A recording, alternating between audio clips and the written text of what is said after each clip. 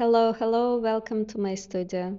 My name is Veronica Winters. In this video, I'm going to walk you through top ancient villages of Santorini, including ancient Thera. When we planned our trip, it was really hard to decide how much time we needed to spend on each island in Greece, and many people talked about spending at least a week on each one, but I found that I needed just 2.5 days to see everything I wanted to on Santorini without being rushed. These were long days, but because I wasn't into the beaches, boats, and nightlife, I explored the island's natural beauty, archaeology, and villages instead. So plan to spend more time here if you're into the boat tours, wineries, and beaches. Also, this island can be a challenge to visit for older people since there is a lot of up and down action that can be hard on legs, ankles, and feet. Brief history of Santorini. Some think that the end of the Minoan civilization and ancient Thera volcanic formation is the lost Atlantis. The first written source for the myth of Atlantis comes from the Athenian philosopher Plato, who lived in 437 BC. But there is little evidence that Santorini is the lost Atlantis. The first settlers arrived to the island around 3000 BC. They named the island Strozzili, meaning the round one, due to its original circular shape. Santorini flourished during the Minoan era, known for their advanced civilization centered on Crete, which was around 2000 BC. The Akrotiri settlement preserved by volcanic ash is a prime example of the Minoan civilization on Santorini. Mirroring Minoan culture led to the speculation about the lost city of Atlantis. Personally, I find it unlikely. The Minoan culture got destroyed after a catastrophic volcanic eruption that devastated the Aegean island of Thera, also called Santorini, around 1600 BC. And so ancient Thera became the island's central settlement during the 9th century BC and onwards. So let me show you 6 must-see places in Santorini. Number 1. The Scenic Trail. We walked from Fira to Oia through a scenic trail stretching across the mountains for 6.5 miles. The views were stunning. It was the most amazing place I saw on Santorini. You know, the colors and the landscape and the blue water, everything was exceptionally beautiful. So the hike connects the two most popular destinations on the island, which is Fira and Oia, and these are the largest traditional villages with whitewashed houses and blue domes. Many house caves overlooked deep turquoise blue waters of the caldera when we walked that hike. So wear good shoes and bring water and snacks to have a comfortable 3-hour hike. And the elevation is about 1069 feet, so you may feel a bit dizzy or tired walking there.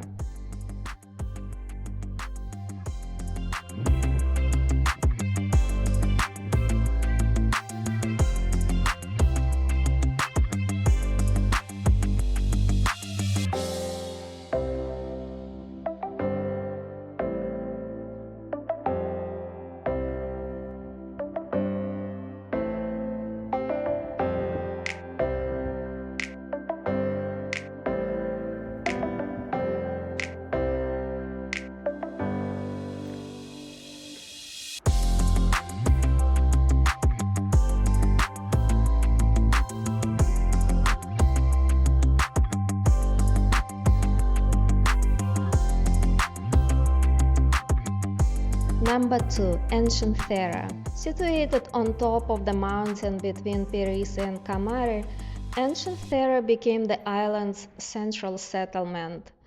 The volcanic eruption around 1600 BC reshaped the island, creating the iconic caldera and contributing to the decline of the Minoan civilization due to tsunamis. So, following the eruption, Dorians from Sparta arrived on the island around the 9th century BC, renaming it as Thera after their king. Today, the Doric settlement is basically ruins that combines different architectural styles and epochs. All buildings were constructed of the local limestone of the mountain, and you can walk through the ruins located 396 meters high above the sea level. So to get there, you can have an easy drive up to the ancient Thera from Kamari. We had a steep climb to the top of the mountain walking from Pyrgos. It was quite long, difficult and unexpected, but the views were fantastic. Well, you pay the ticket price and then you walk through the ruins. There is not that much left, or I can say there is a lot left to your imagination.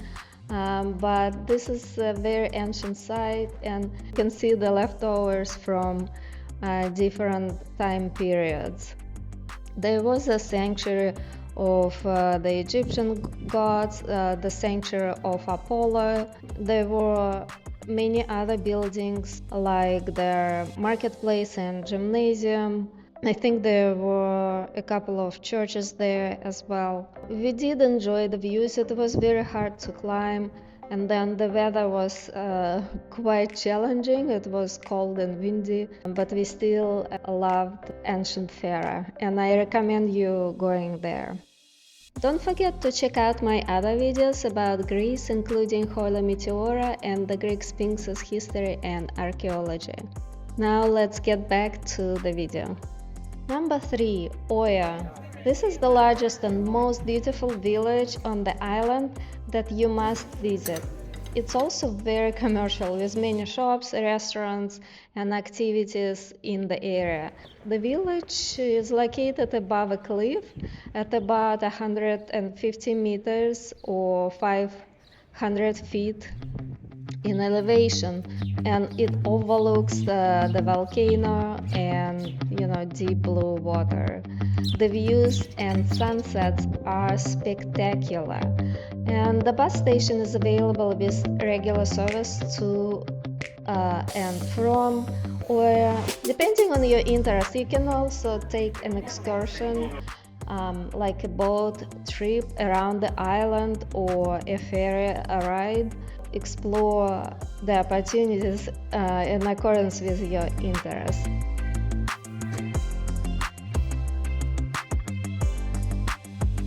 Number 4. Fira. Centrally located on Santorini, Fira offers stunning views of the caldera with some upscale shopping, beautiful Byzantine churches, and walkable areas. We stayed in Fira, which was a short taxi drive from the airport. Later we found out that the local bus was also available to get to the village. And it's just a very beautiful settlement.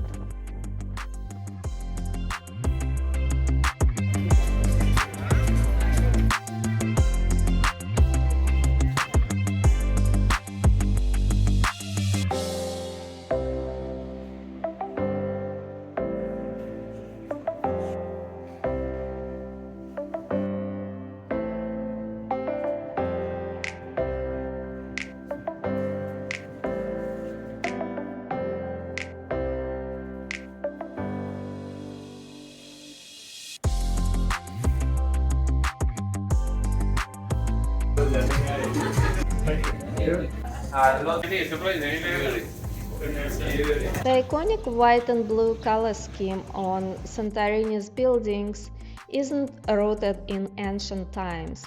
It became widespread after the fall of the Greek military junta in 1974. The white reflects the Aegean sunlight. The blue symbolizes the sea. This color combination was believed to inspire patriotic feelings in Greece, and the Greek flag has these two colors. The white color reflects a lot of sunlight, keeping the interiors cool during hot summers, and it gets really hot in Greece. And historically, a whitewash made with lime was used to paint the buildings. Lime wash has natural disinfectant properties, which may have helped combat the spread of diseases like cholera during outbreaks in the early 20th century. Many traditional Santorini dwellings are cave houses built directly into the volcanic cliffs. This provided natural insulation and protection from the elements. The cave walls themselves are often light-colored volcanic rock, further contributing to the overall white aesthetic. And Santorini's architecture falls under the Cycladic architectural style common throughout the Aegean Islands. These buildings have cubic shapes, minimal windows, flat roofs as terraces, and balconies, maximizing usable space. Building materials traditionally included volcanic rock and ash, timber, and clay. While modern construction methods and materials are used today, the traditional whitewashed Cycladic style remains a defining characteristic of Santorini's architecture. Number 5. Village of Megalochori. When you drive through the island from one major town to the next, it looks like a half-abandoned land with some distant white buildings scattered throughout fields of rock and tiny flowers. So, if you'd like to discover untouched settlements on the island, visit small villages like Akrotiri or Pyrgos or Megalochori. These are not commercial, tiny villages with blue-domed Byzantine churches and whitewashed houses.